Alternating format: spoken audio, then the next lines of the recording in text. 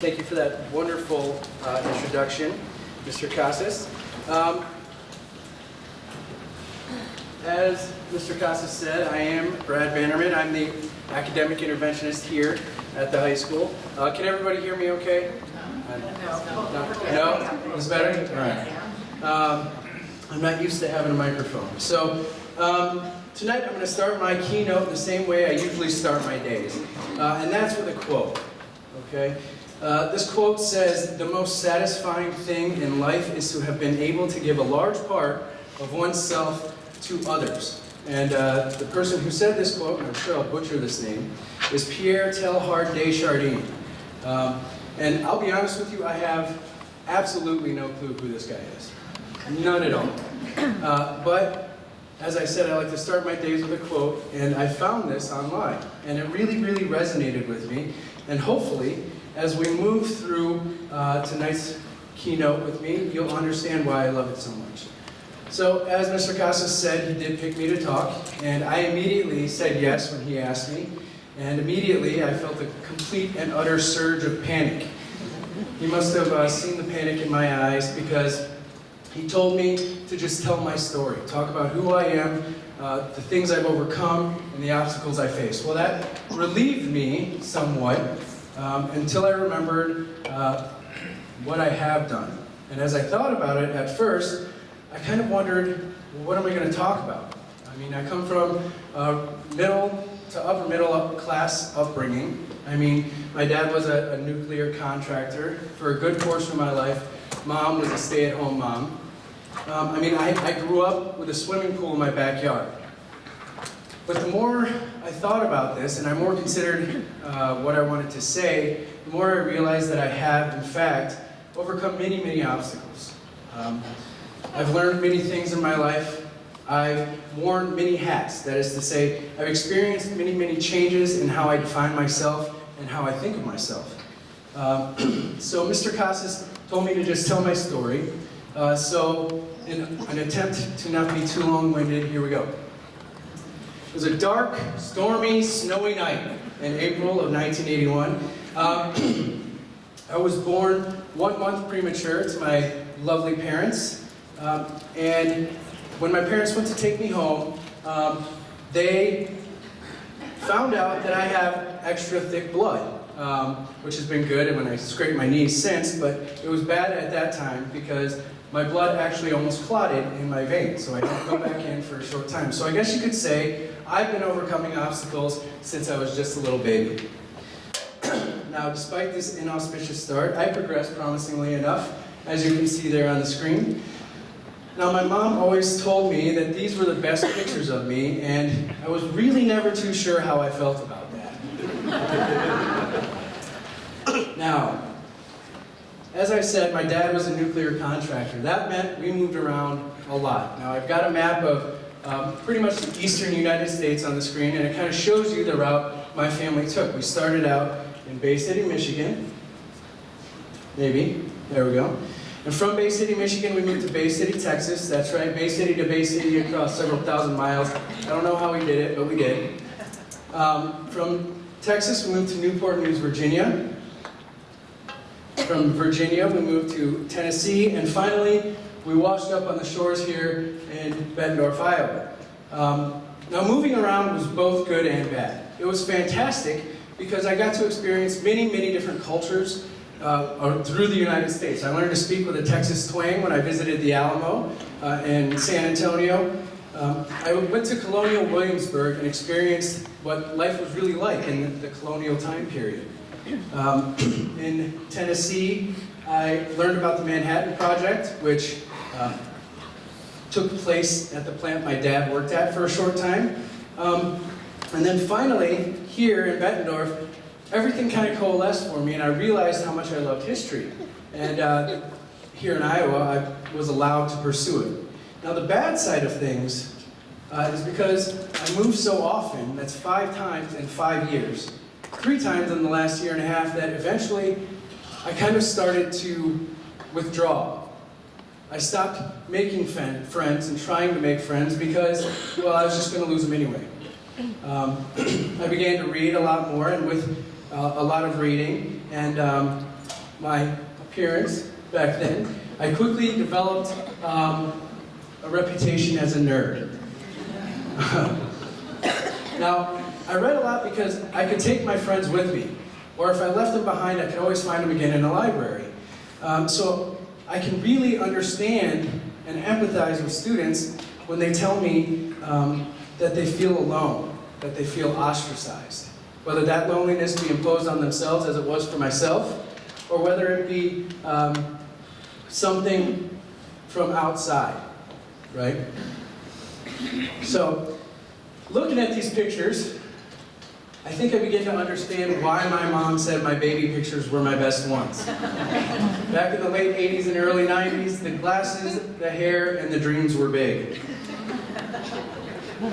As I said, my dad was a nuclear contractor, and we moved around a lot. As I said, 5 times in 5 years, and I think my parents started to realize that maybe that constant change wasn't what was best and healthiest for their kids. So Dad got a job in-house. That means he was employed here full-time at Cordova Nuclear Plant. And that went well for a time, but eventually the plant downsized his position and he was left unemployed. Now we lived on unemployment and my parents' life savings for about a year. And during that time, my dad also took any and every job he could get to make ends meet. He sold wholesale meat and delivered it in our van. He painted homes for a local realtor, and my mom went to work as well. She began cleaning houses. And this was all to kind of keep ends meeting until Dad finally decided he had to go back on the road. Well, as I said, they had decided that that was probably not the best thing for their kids, and they left, so Dad left us and Mom here at home. And for a good portion of my high school and middle school career, Mom was basically a single mother. I'm fortunate in that my parents are still married today, but because Dad was working so much, Mom was basically at home alone with 3 kids. And she was trying to work at the same time, trying to keep tabs on all of us and make sure we got to all of our commitments. So I can really understand and empathize what it's like to have a single parent at home. I know how hard it can be with only one parent. Now, again, let me go back to the fact my parents moved around a lot. Now, growing up, drinking was an integral part of socializing for my parents and my grandparents. And in Michigan, they had their family and friends to support them. Well, as we moved away and as we left friends behind and the support group that comes with family and friends, drinking became less of a social thing and more of a coping mechanism for my parents. It was very, very hard growing up, watching people you love drink themselves and people you despise. Fearing for them every single day, fearing for if they fall and hurt themselves. What if they get on the road and drive and hurt someone else? So I know what it's like to see family members hurt themselves with alcohol and drug abuse. I've seen that. I felt it. I know what it's like to watch someone try and escape from their reality. Now, to this point, I've spoken of things outside myself. Things that I've dealt with, obstacles I faced that weren't me. Well, let me tell you a little bit now about the largest obstacle I've ever overcome, and that is myself. Okay?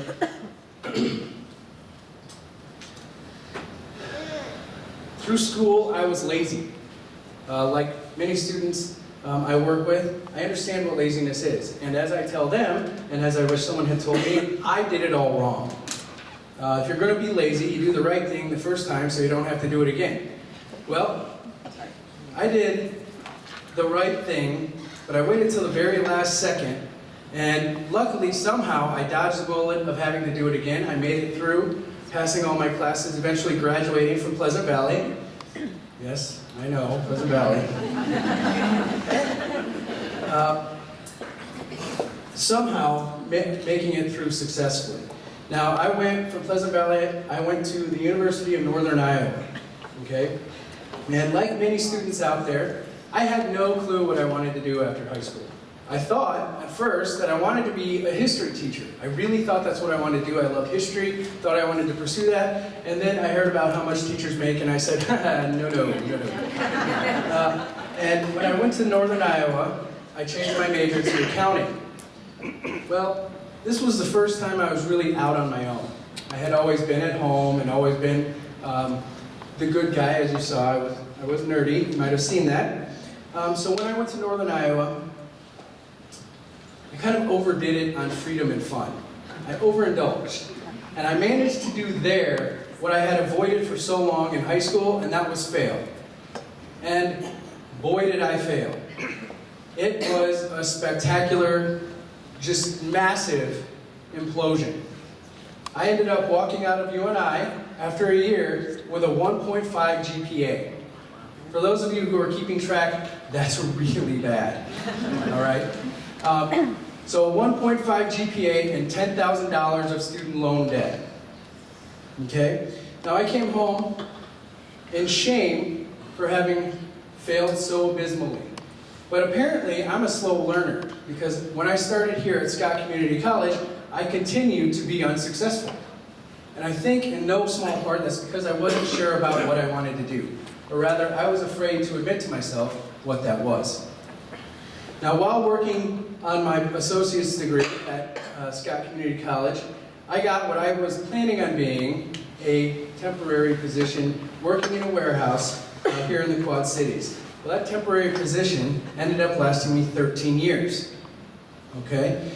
Somewhere along the line, I realized that I didn't really want to beat up my body the whole rest of my life by lifting refrigerators and dishwashers.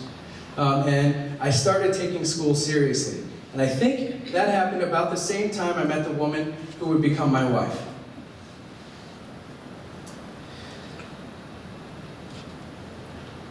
Okay. Now, as Mr. Casas said, I am a lucky husband.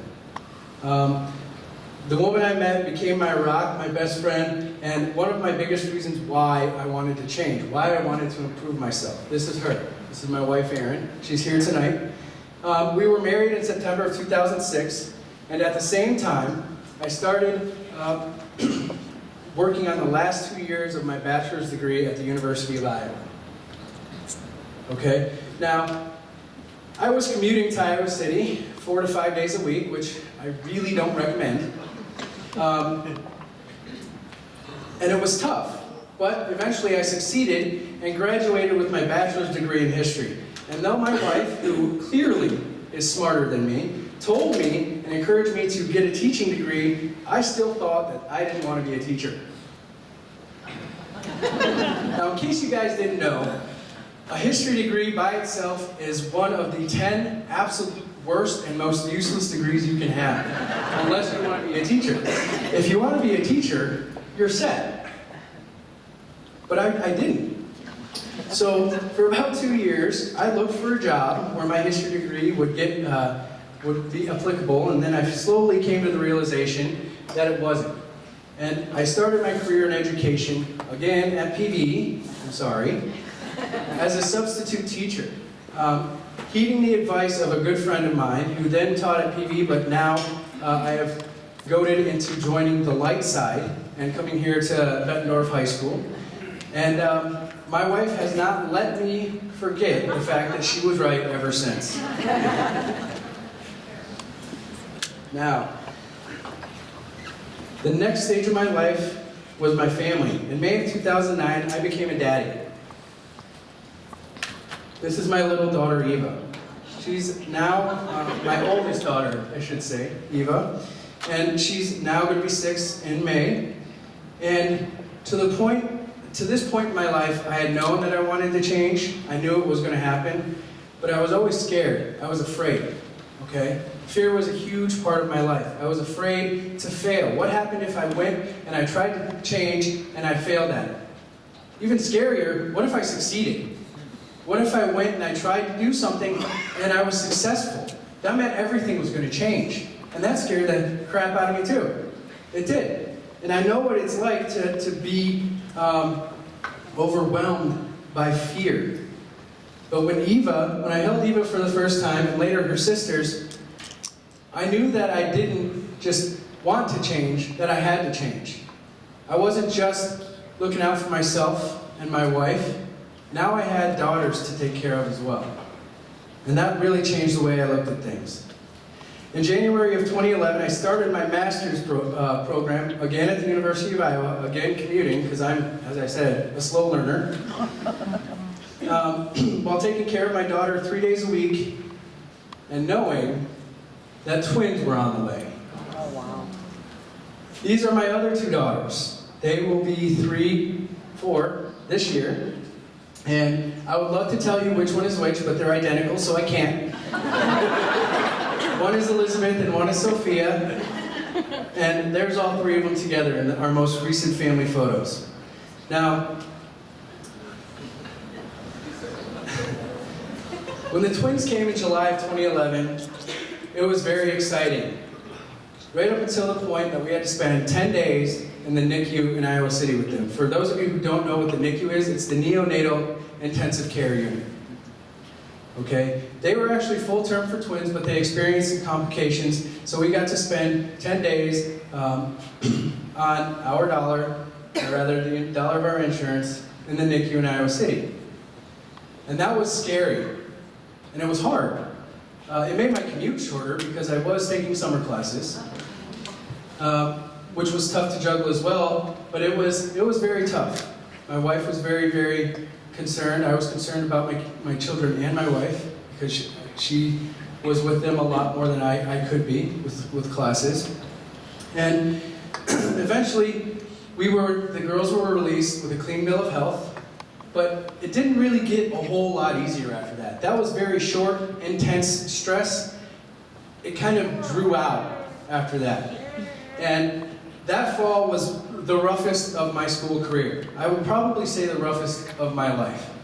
Because the twins decided that they wanted to sleep on a rotating 2-hour schedule. For those of you who don't know, that means every hour one of them was getting up crying because they were hungry.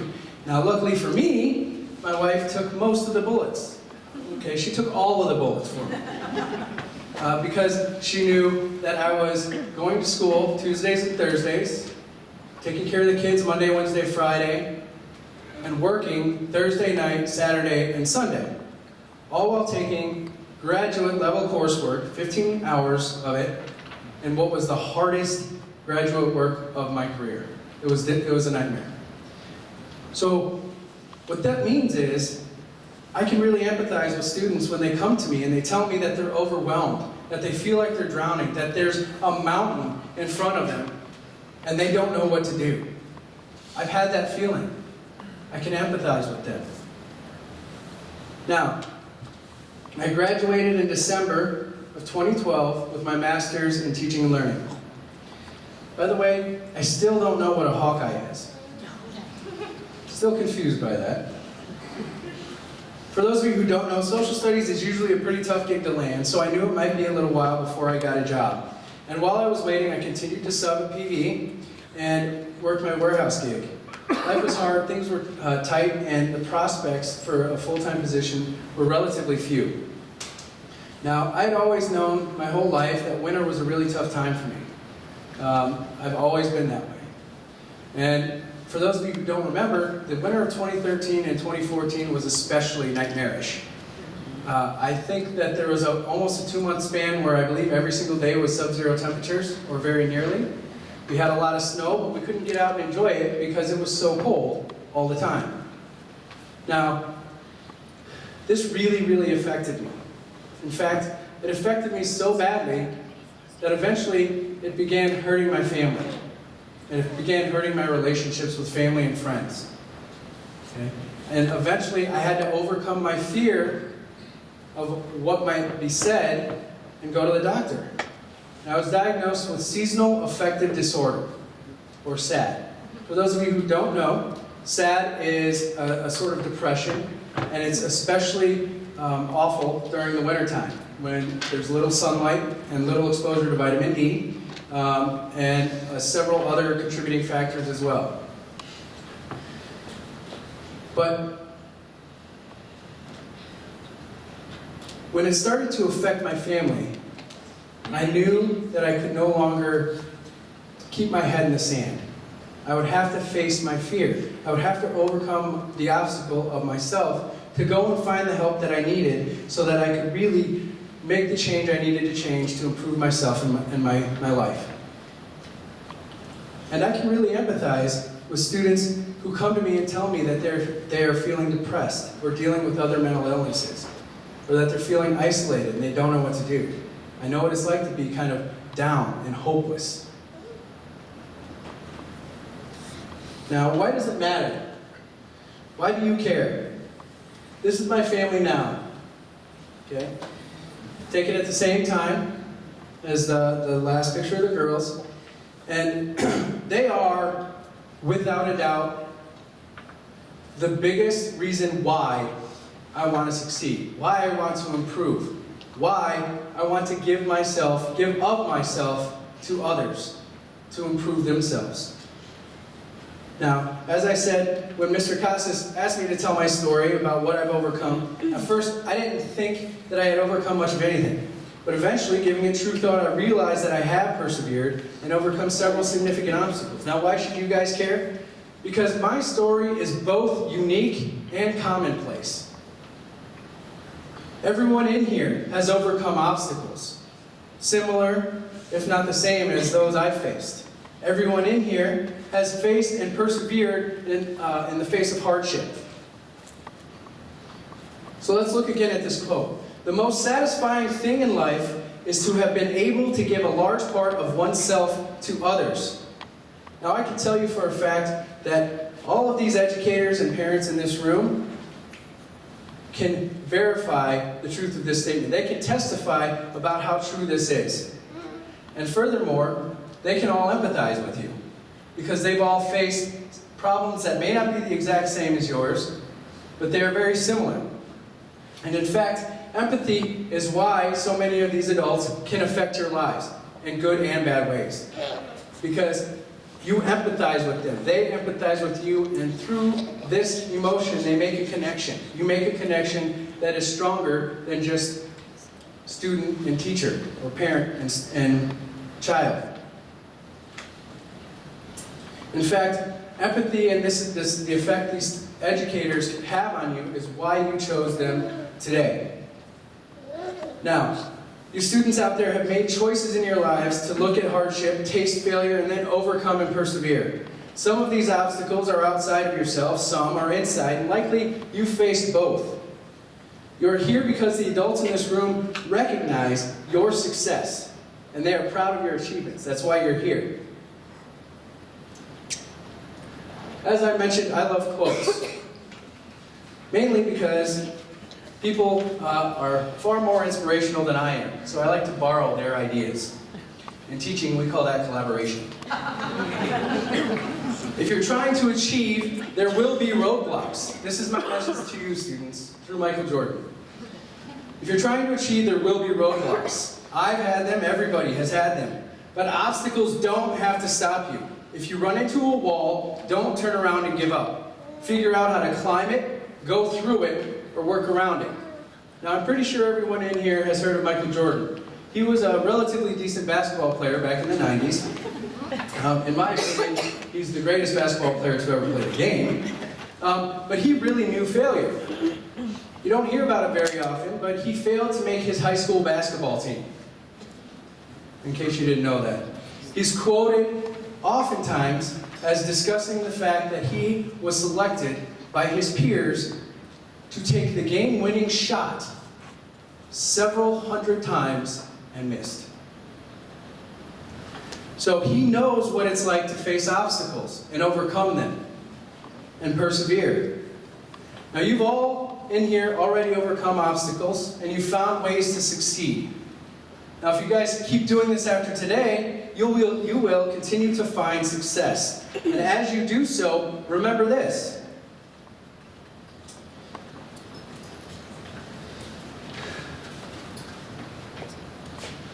Fear can be good when you're walking past an alley at night or when you need to check the locks on your doors before you go to bed, but it's not good when you have a goal and you're fearful of obstacles. We often get trapped by our fears, but anyone who has had success has failed before. Remember that. Anyone who has had success has failed.